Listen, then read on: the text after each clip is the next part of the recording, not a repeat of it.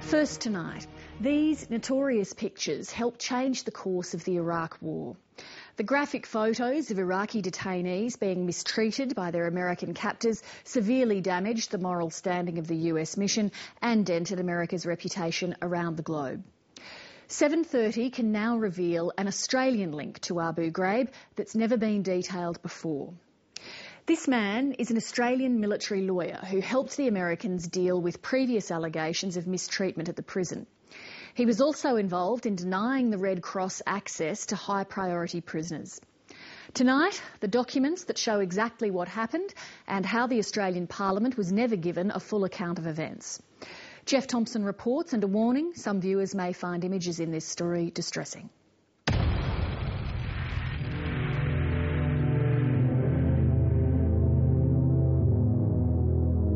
It was shocking to see what was happening, and particularly because it had such a dramatic effect on the mission. It undermined international and public support domestically back home.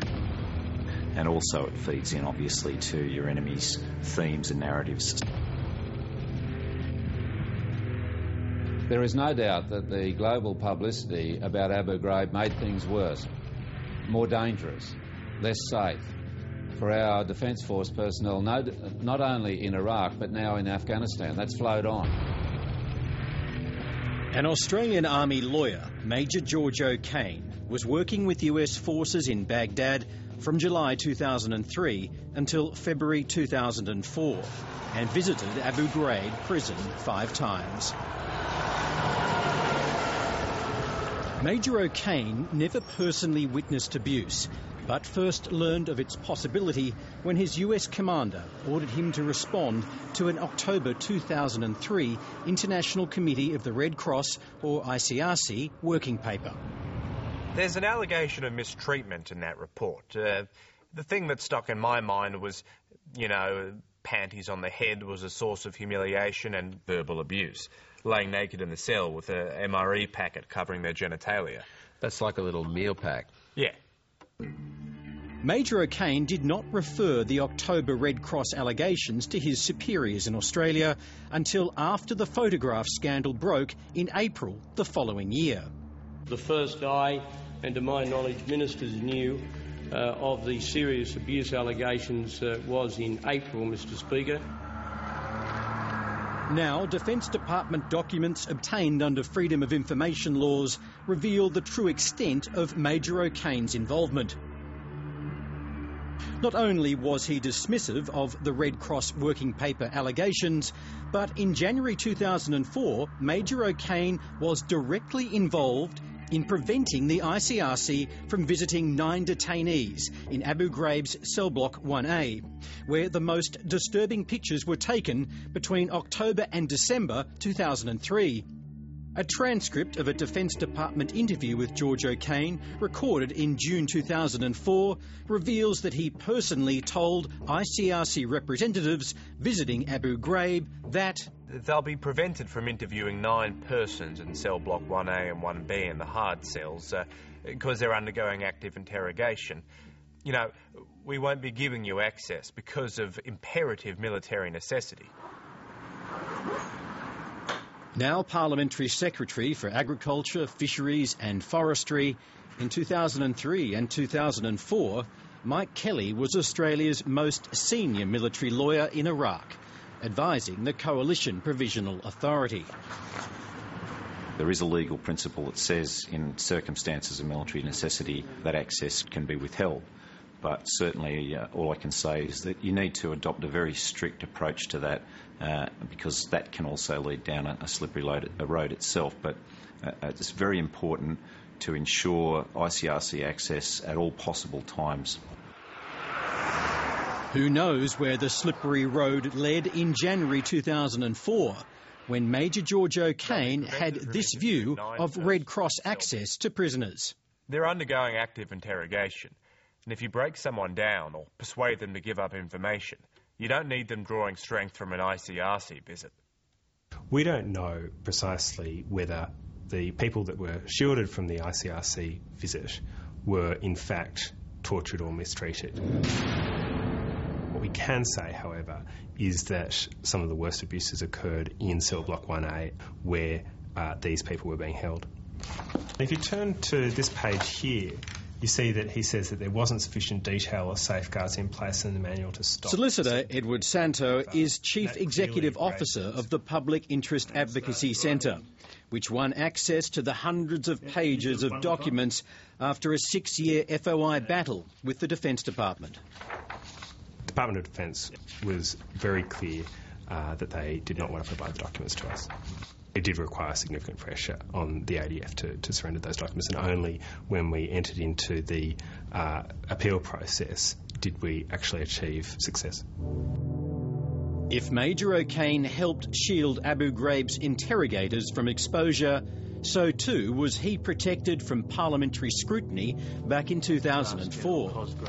The Department of Defence and the government said he was too junior to be grilled by a Senate Estimates Committee. It's not designed to be an interrogation of relatively junior military officers on an individual basis. It just happens, Minister, to suit you and the government that Major O'Kane not be made available, and that is a totally unsatisfactory situation. How are you? John Howard ordered an investigation by a fact-finding team after his government was embarrassed by confusion over what O'Kane knew about Red Cross concerns and when. In the interview, which has been kept secret until now, Major O'Kane reveals alarming attitudes about how the ICRC might view a US interrogation manual he was asked to review. The ICRC report calls that ill treatment. To me, the majority of those techniques basically prove that interrogation is working. If he did say that, then that has to be brought to account. The Red Cross has international renown and respect ever since its inception for being able to, without peer, judge as to how the Geneva Convention should be employed. As the interrogation rules of engagement. No, it's not. Now holding the balance of power in the Senate, Bob Brown was a member of a 2004 Senate Estimates Committee, determining whether Major O'Kane found that the US interrogation manual used at Abu Ghraib complied with the Geneva Conventions. Did he find that the two were consistent? I believe he did. But these documents reveal that that was not what George O'Kane told the Americans. His advice was that because of a lack of constraints, such as time limits, the interrogation techniques only substantially and not categorically complied with the Geneva Conventions.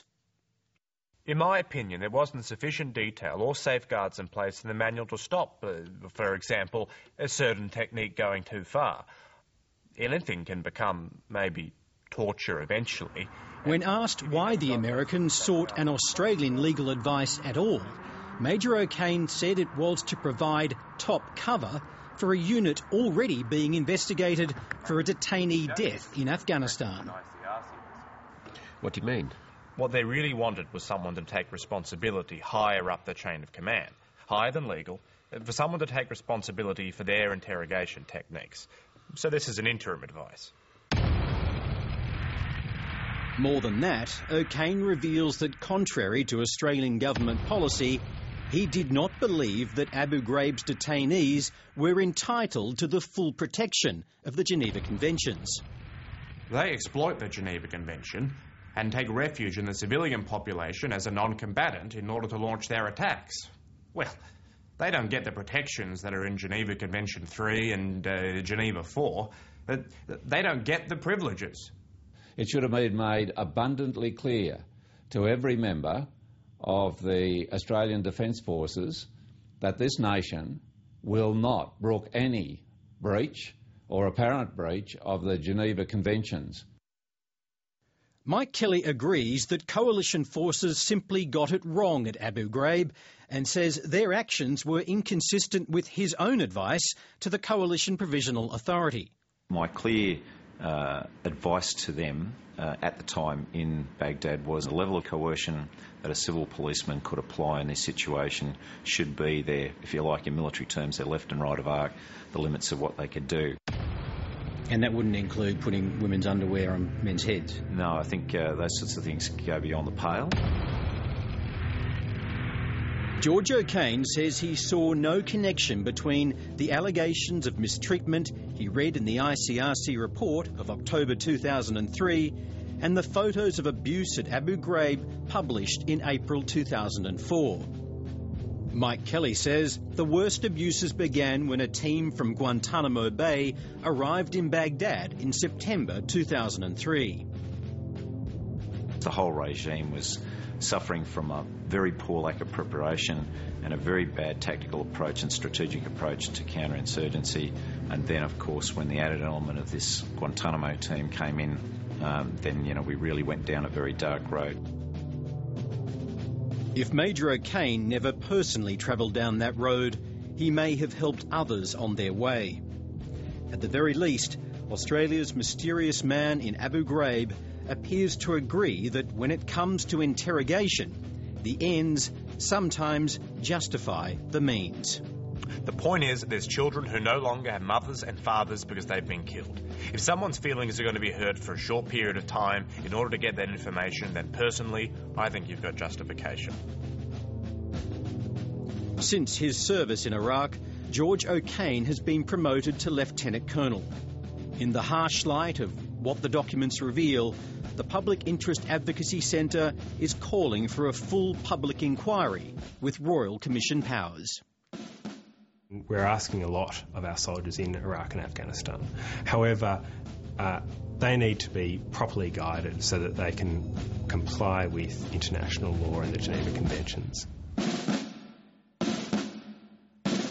You have to be able to justify yourself at the end of the day and to be open to scrutiny. And if you can't do that, then you're going down the same road as your enemies.